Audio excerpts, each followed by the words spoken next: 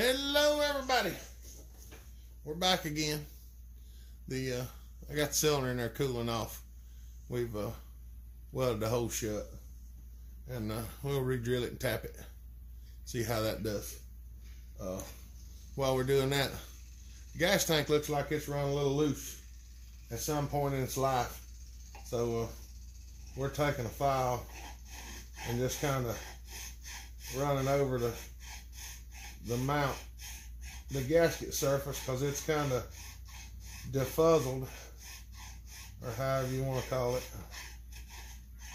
So I'm just trying to knock it down, smooth it out a little bit. It's got some highs and some lows where you can tell it's run loose.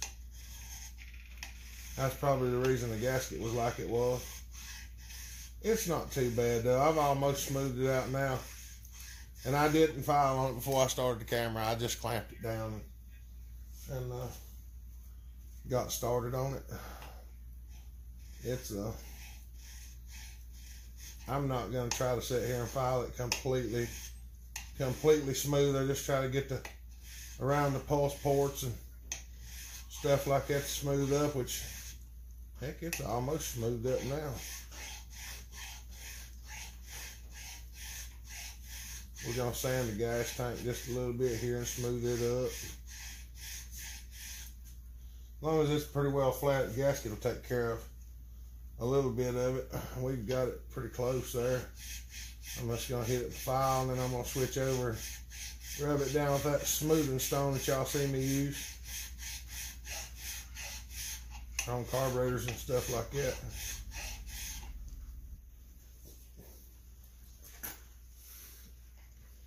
You can take my little square and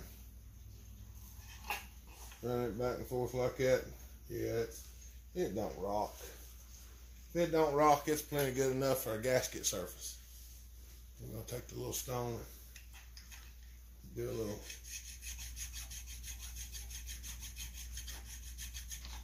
little polishing on the stone.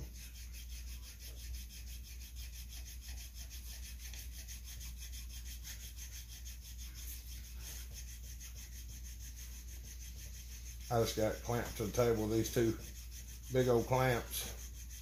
That way it don't wander around while I'm trying to hit it with the file and the stone.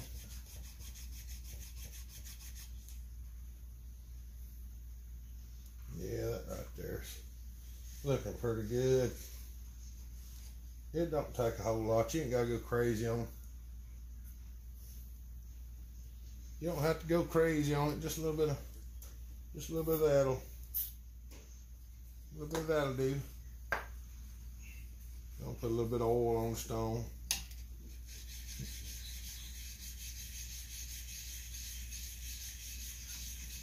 Oil stops the aluminum from loading up in the stone so bad.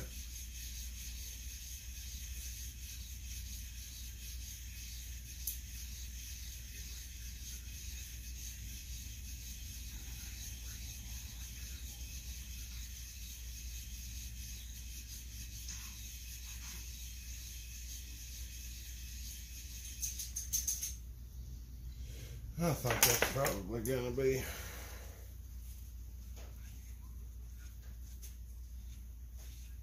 oh yeah, that's much better. It's smooth now.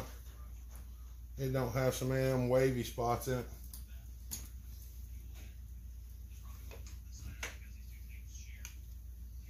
I don't know whether y'all see that or not. It was just kind of, you could, when you rubbed the file over it, it wasn't flat. And a gasket would probably take care of that, but well, we have ways of fixing that, so why we want to take a chance, right? We're gonna take the phenolic block. We're just gonna rub it on the file just a little bit. It's got a few wavy spots in it, but it's not real bad.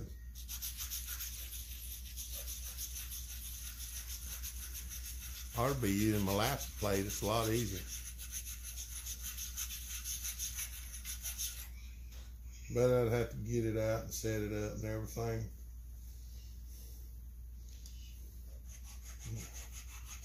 Like I say, this is just a gasket mating surface, so as long as it's pretty close to the flat, the gasket will seal it up.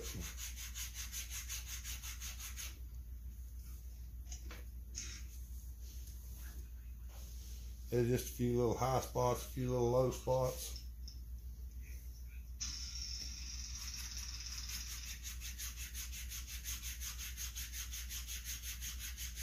Just want to keep good constant contact on it. That's the main thing, and go back and forth. Don't file on one side and then try to go to the other side. Go back and forth while you're filing.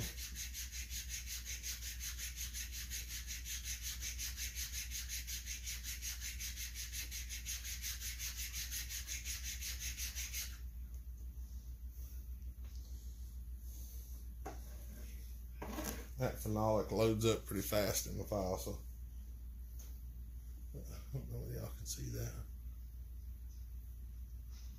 See how much flatter it looks? It still got a little spot up there, but it ain't much. It ain't much of one.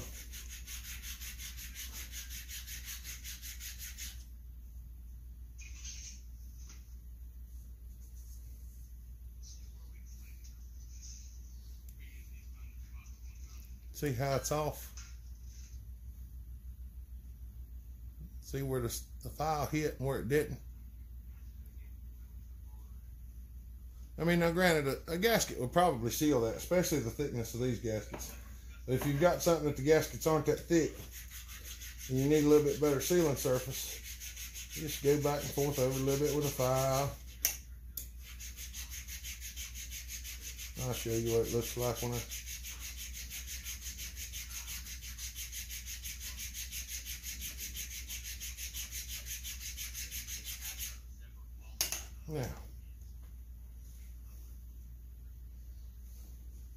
Now see the difference.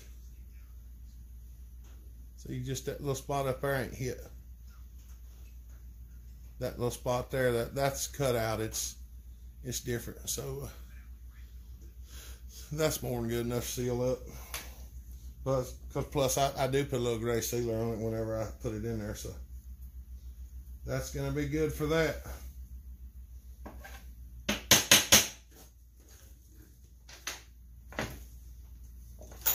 Got to clean this up just a little bit. It's ooey. It's ooey and gooey. Clean the old sealer off. We've already got most of it off the cylinder.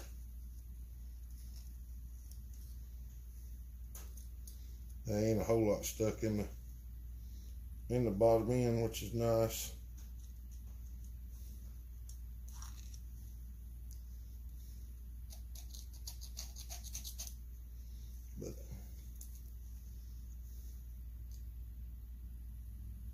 Yeah, like I said before in some of the other videos, we got to make a video that people are going to comment on, so we can use the random name generator to pick out a lucky winner. And we've already discussed who's eligible and who's not, because we do have some people we're going to make it not eligible to them because we don't want it to look like we set it up to give it to somebody that we know, because that's not what we're doing. We just want to make sure somebody gets it. That, you know, there's other people on the channel that do a lot of helping, stuff like that, so I don't want it to look like I give it to somebody in particular. Y'all, I hope y'all don't think that's what we're going to do, because we ain't. Whoever wins it's going to actually win it. Because if I deem somebody needs a saw, I just build it and give it to them.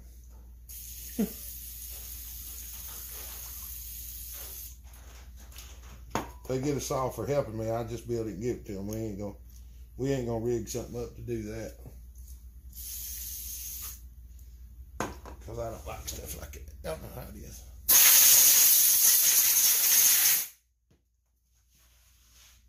Good. It's much cleaner.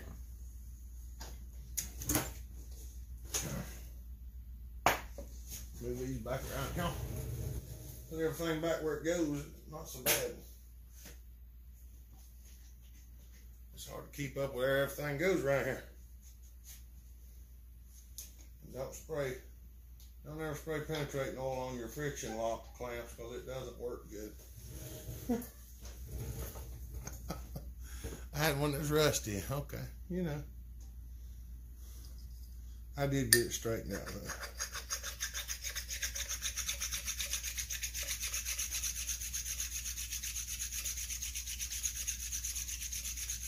Run the stone over it just a little bit there. Smooths everything down. You can see where the little hot spots are when you run a stone over something.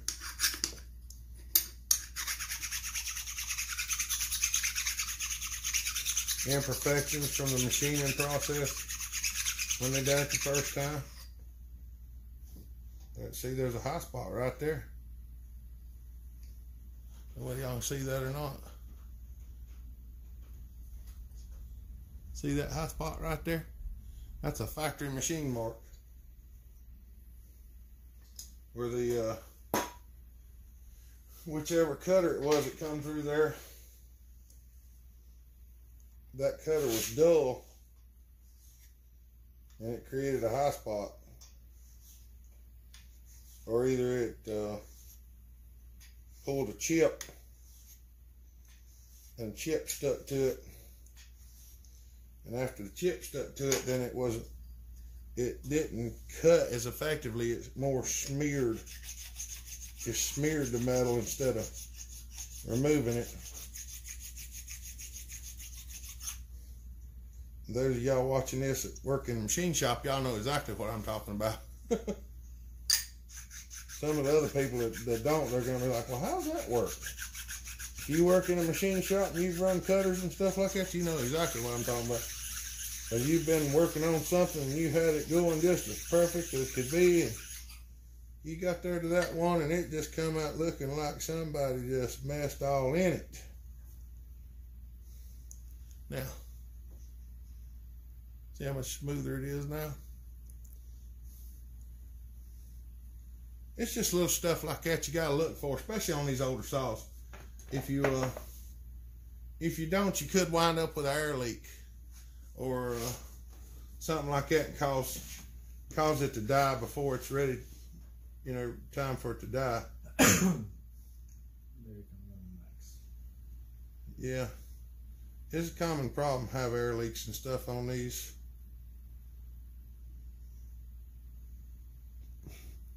The worst problem they had was that gum needle seat leaking in the carburetor and causing them to be hard to start. More people hated these saws because of that than anything else. But once you figured out how to fix the problem, or once you identify the problem rather, then it's not so hard to fix the problem. That takes care of it. Everything else looks good. Well, we're almost 15 minutes again. I'm gonna go check on the cylinder and see if we can't figure out how it's doing. And we'll see you on the next one. Y'all have a good day.